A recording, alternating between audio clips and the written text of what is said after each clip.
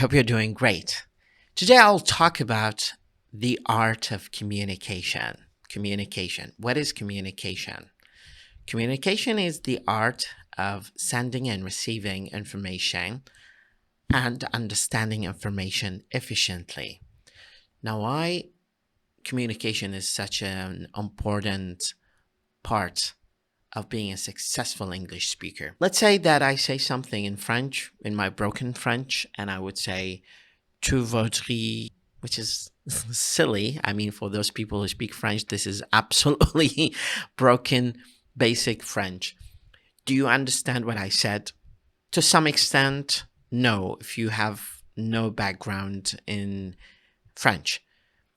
So the idea of communication comes from the fact of using the same codes, the same list of words that other people have in order to understand and help them understand what your intended message is.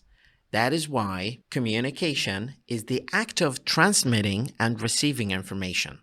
And this definition appears very frequently, and we seem to take it for granted. So, where does it come from? And does it actually explain how we communicate words? When we talk about communication, the act of communication happens in different ways and different forms, whether spoken and written. But the idea is that if there is a person from another nation, they would definitely not understand you in your own mother tongue, but in their mother tongue. So when we say something in spoken English or written English, it all comes back to the way we communicate using the same set of words and the same set of patterns and the same set of expressions in English or French or Spanish or another language. Generally speaking, the model of communication happens to be taking different shapes and different forms. So the whole purpose of communication is helping people understand your message. Some people misinterpret the word communication as using very advanced and sophisticated kind of expressions just to show off or tell people that I know this list of academic vocabulary, but that is on the expense, sadly, of comprehension or understanding and mutual communication between the speaker and the listener, or between the writer and the reader. There's this always expression that we come across floating around, which is miscommunication. Miscommunication happens if you simply do not understand how people think, or you do not use the same mindset that they have to talk to them, or you do not use the same vocabulary that they know to talk to them. And that is, unfortunately, is going to lead you to fall in so many occasions of miscommunication.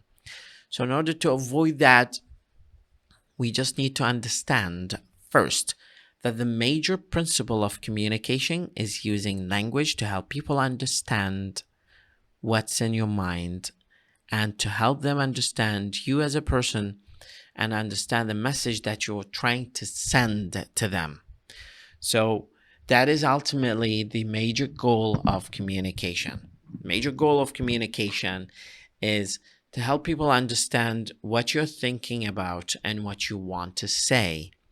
Please keep it simple and clear and straightforward. Do not overcomplicate things that you're trying to say in English, except for one condition: trying to learn English to speak for academic context. This is something necessary, and people should train themselves really hard on, especially when you want to write and publish papers and you want to improve your academic writing. So you should get some feedback from your professors that you should use this word instead of that word, or you should use some kind of bombastic expressions to show that you have good academic skills and experience and credentials. But to some extent, that is only within the territory of academic studies and writing publishable papers. But when it comes to talking to lay people, regular people, I would say try as much as possible to avoid that. I remember one time I said approximately to one of my American friends, and she looked at me in a very weird way, because she said that we don't say this word in spoken English as much as we say it and we write it in written English.